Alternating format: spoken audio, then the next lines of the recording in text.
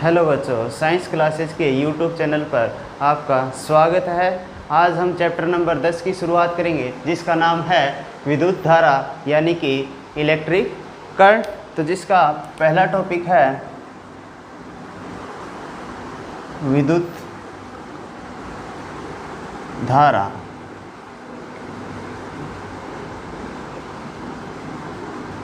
विद्युत धारा, तो विद्युत धारा क्या होती है? तो विद्युत धारा की परिभाषा। तो विद्युत धारा की परिभाषा होती है किसी विद्युत परिपथ में किसी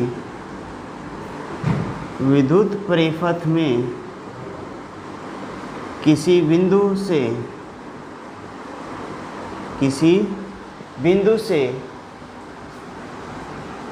इकाई समय में गुजरने वाले आवेश को विद्युत धारा कहते हैं। तो विद्युत धारा की परिभाषा क्या होगी? किसी विद्युत परिपथ में किसी एक निश्चित पॉइंट यानी कि किसी निश्चित बिंदु से इकाई समय में एकांक समय के अंदर गुजरने वाले आवेश को विद्युत धारा कहते हैं। इसकी दूसरी परिभाषा भी लिख सकते हैं, आवेशों के प्रवाह की दर को विद्युत धारा कहते हैं। तो एक पहली परिभाषा है, किसी विद्युत परिपथ में किसी निश्चित पॉइंट से इकाई समय में गुजरने वाले विद्युत आवेशों को विद्युत धारा कहते हैं, या इसे शॉर्ट में बोल सकते हैं आवेशों के प्रवाह की दर को विद्युत धारा कहते हैं। एक सेकंड के अंदर कितना आवेश प्रवाहित हो रहा है वो क्या कहलाएगा?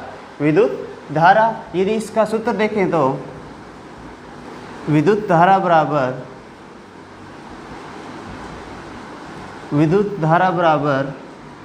विद्युत आवेश बटे समय। तो विद्युत धारा का सूत्र हो गया विद्युत आवेश बटे समय, या सीधा बोल सकते हैं आवेश बटे समय। तो विद्युत धारा का सूत्र आवेश बटा समय। तो समय को यदि एक मान लें, यदि समय को एक माने तो विद्युत धारा बराबर क्या हो जाएगा? आवेश। तो इससे परिभाषा क्या बन जाएगी? तो इकाई समय में गुजरने वाला आवेश। तो किसी बिंदु से इकाई समय में गुजरने वाला आवेश क्या कहलाता है? विद्युत धारा। और विद्युत धारा को लिखते हैं I से, विद्युत धारा को I से, और आवेश को Q से, और समय को T से। तो सूत्र हो जाएगा I बराबर Q बटे T। I बराबर Q बटे T, जहाँ I का मात्रक हो जाएगा, I है विद्युत धारा और विद्युत धारा का मात्रक होता है एम्पियर। विद्युत धारा का मात्रक एम्पियर, आवेश का मात्रक कूलाम, और समय का मात्रक सेकंड। समय का मात्रक सेकंड। एम्पियर को A से, कूलाम को C से, और सेकंड को S से। तो विद्युत धारा का मात्रक क्या होता है?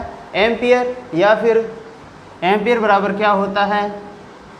आवेश का मात्रक कूलाम और बटा समय का मात्रक सेकंड। तो एम्पियर बराबर क्या होता है? कूलाम बटा सेकंड। तो विद्युत धारा का मात्रक एम्पियर भी बोल सकते हैं और कूलाम बटा सेकंड। ये क्या हो गया? सूत्र, और सूत्र से मात्रक। तो विद्युत धारा का सूत्र हो जाएगा I बराबर Q बटे T, और विद्युत धारा का मात्रक होता है एम्पियर। इसके बाद यदि किसी विद्युत परिपथ में विद्युत धारा आवेश के कारण प्रवाहित होगी, तो यदि आवेश इलेक्ट्रॉन के रूप में हो और इलेक्ट्रॉन की संख्या कितनी हो? N, तो Q का मान कितना हो जाएगा? Ne। यदि किसी विद्युत परिपथ में आवेश किसके रूप में हो? इलेक्ट्रॉन के रूप में, और इलेक्ट्रॉन की संख्या कितनी हो? N। तो इलेक्ट्रॉन की संख्या N है, तो आवेश की संख्या टोटल कितनी हो जाएगी? Ne। तो विद्युत धारा कितनी हो जाएगी?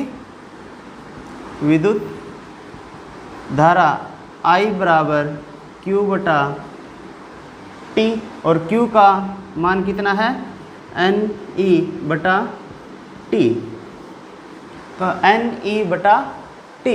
तो यदि इससे सूत्र से क्या करें हम, इलेक्ट्रॉन एक एग्जाम्पल लें, तो एग्जाम्पल क्या होगा, एग्जाम्पल है 1 कूलाम आवेश, 1 कूलाम आवेश 1 सेकंड तक प्रवाहित करने पर कितने इलेक्ट्रॉन प्रवाहित होंगे। 1 कूलाम आवेश में इलेक्ट्रॉन की संख्या, क्वेश्चन क्या है, 1 कूलाम आवेश में इलेक्ट्रॉन की संख्या, तो Q बराबर क्या होता है Ne, और Q की वैल्यू दी हुई है 1 कूलाम। उसके बाद E इलेक्ट्रॉन, और इलेक्ट्रॉन पर चार्ज होता है 1.6 × 10⁻⁻19 कूलाम। तो Q बराबर Ne, सूत्र के अंदर मान रखेंगे तो Q का मान 1 बराबर N की वैल्यू तो ज्ञात करनी है, और E की वैल्यू कितनी है 1.6 × 10⁻⁻19, ये हो गया। तो N की वैल्यू ज्ञात करनी है, तो जो गुणा में है वो यदि बराबर के इधर साइड लाएंगे तो भाग में, तो 1 बटा 1.6 × 10⁻⁻19 बराबर N, या N बराबर हो जाएगा 10⁻⁻19, बटा के अंदर माइनस है तो बटा से ऊपर प्लस, तो 10⁻⁻19 है तो वो +19 बटे 1.6, तो 10⁻19, तो 10⁻19 का मतलब होता है 10 का 19 बार मल्टीप्लाई, तो 19 बार मल्टीप्लाई, तो इसको लिख सकते हैं 100 × 10⁻17 बटे 1.6 लिख सकते हैं, या फिर इसको लिख सकते हैं 10 × 10⁻18, क्योंकि आधार समान तो घात का योग, तो 18 और 1 19, तो 10⁻19 को लिख सकते हैं 10 × 10⁻18। यदि 1 पॉइंट हटाया तो ऊपर एक बिंदी या एक शून्य, तो n बराबर 100 के अंदर 16 का डिवाइड करेंगे, तो 100 के अंदर 16 का डिवाइड करेंगे तो 16 छिकी 96, बचे 4, तो 4 के अंदर डिवाइड नहीं जाएगा तो पॉइंट लगाया तो 40, 16 दूनी 32, बच्चे 8, तो 8 1 शून्य, तो 16 5 80, तो उतरा जाएगा 6.25, तो आंसर होगा 6.25 × 10⁻18 इलेक्ट्रॉन। तो 1 कूलाम आवेश में इलेक्ट्रॉन की संख्या कितनी होती है 6.25 × 10⁻18 इलेक्ट्रॉन। तो ये परिभाषा पहले विद्युत धारा की, उसके बाद ये इस परिभाषा को इस दूसरे रूप में, शॉर्ट रूप में क्या लिख सकते हैं, आवेशों के प्रवाह की दर को विद्युत धारा कहते हैं। उसके बाद विद्युत धारा का सूत्र, विद्युत धारा बराबर आवेश बटे समय, तो आवेश बटे समय, तो आवेश का मात्रक कूलाम और समय का मात्रक सेकंड और विद्युत धारा का मात्रक एम्पियर। तो एम्पियर का एक तो विद्युत धारा का मात्रक एम्पियर हो गया, और दूसरा मात्रक हो जाएगा Q बटा T से कूलाम बटा सेकंड। ये तो इसके SI मात्रक हो गए।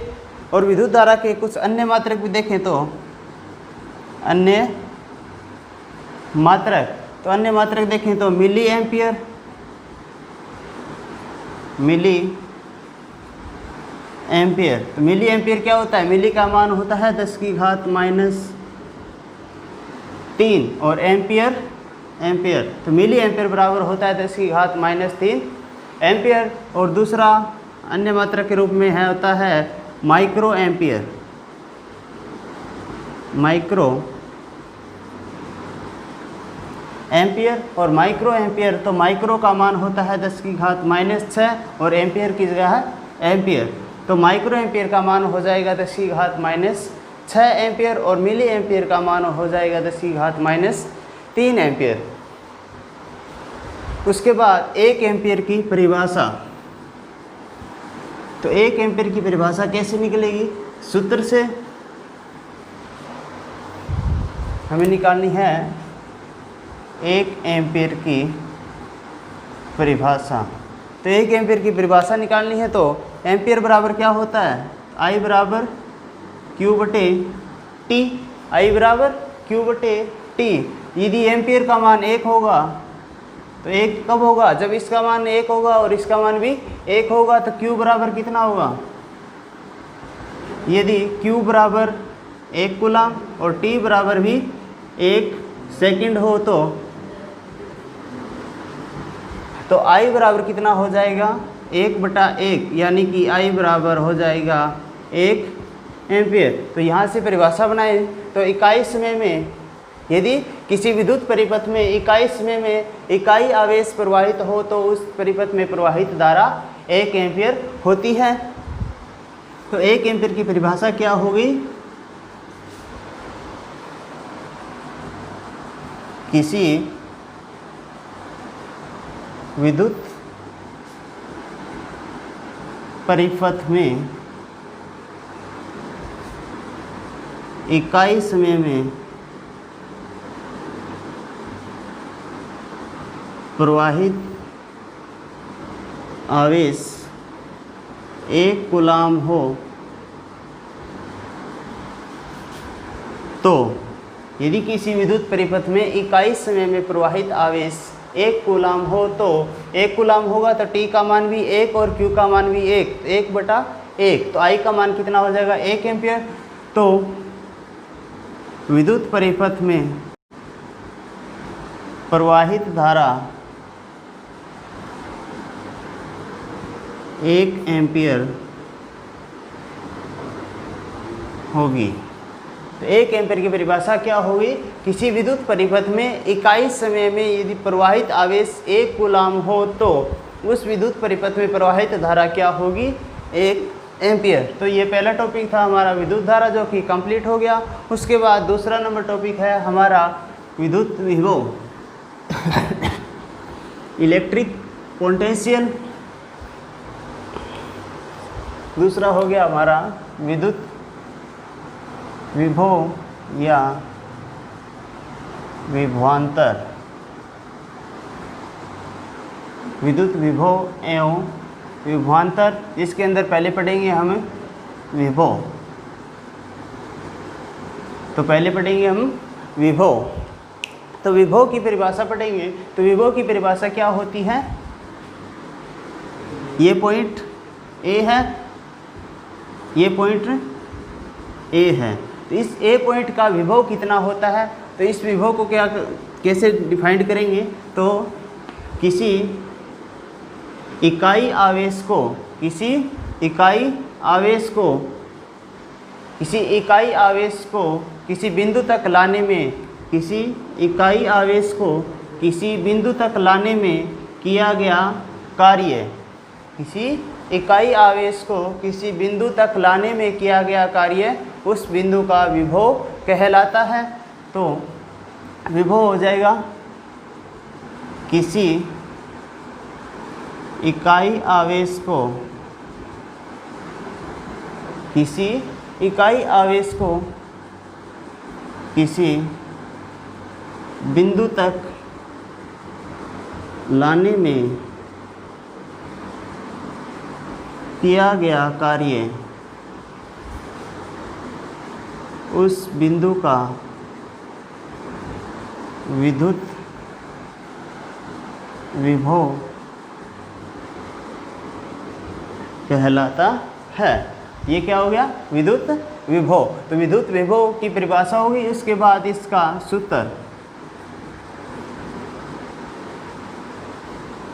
विद्युत विभव का सूत्र होगा इकाई आवेश। तो इकाई कौन सा होगा? नीचे वाला। तो नीचे क्या आएगा? आवेश, और ऊपर इकाई आवेश को लाने में किया गया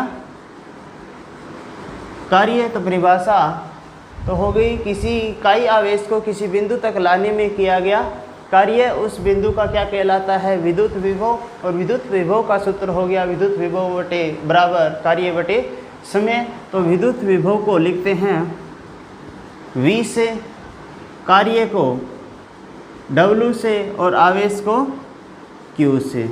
तो V बराबर हो जाएगा W बटे Q। V बराबर क्या हो जाएगा?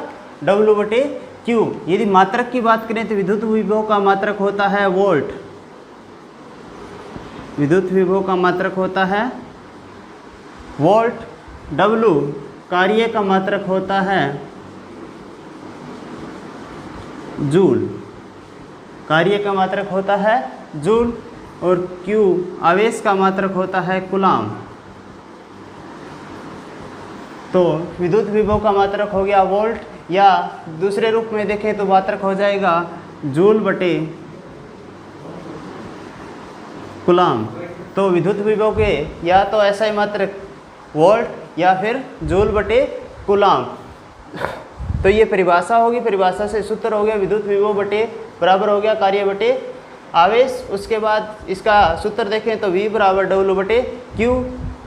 तो W तो कार्य हो गया और कार्य का मात्रक जूल, Q कूलाम। कूलाम किसका मात्रक होता है? आवेश का। और V विभव, और विभव किसका मात्रक? विभव का मात्रक होता है वोल्ट। तो ये हो गया विद्युत विभव। इसके बाद विद्युत विभव के बाद हो गया विभवांतर।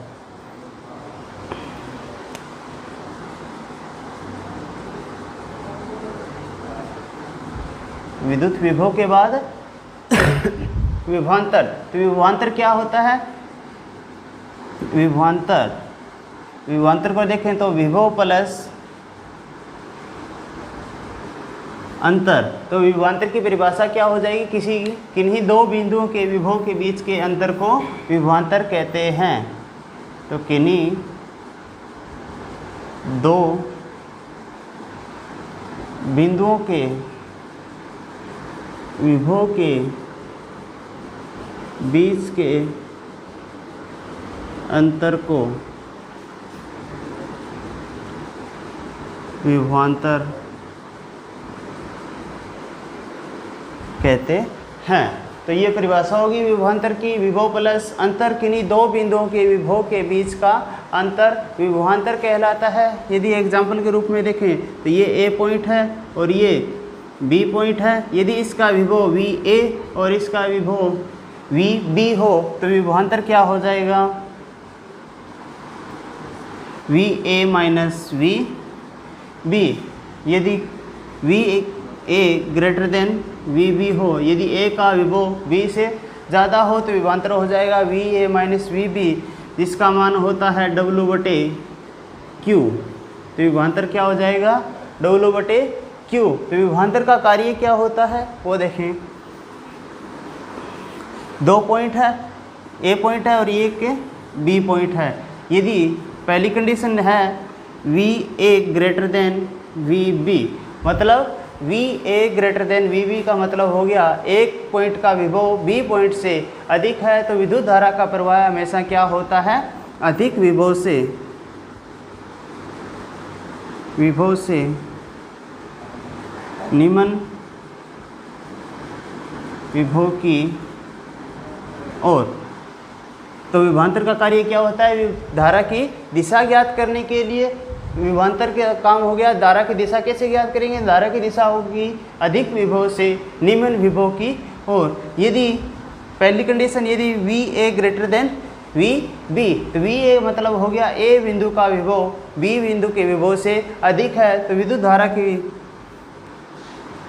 धारा की दिशा हो जाएगी A से B, क्योंकि धारा की दिशा अधिक विभव से निम्न विभव की। A अधिक है तो B न्यूनतम है, तो A से B की ओर। यदि second condition VB greater than VA, तो धारा की दिशा क्या हो जाएगी?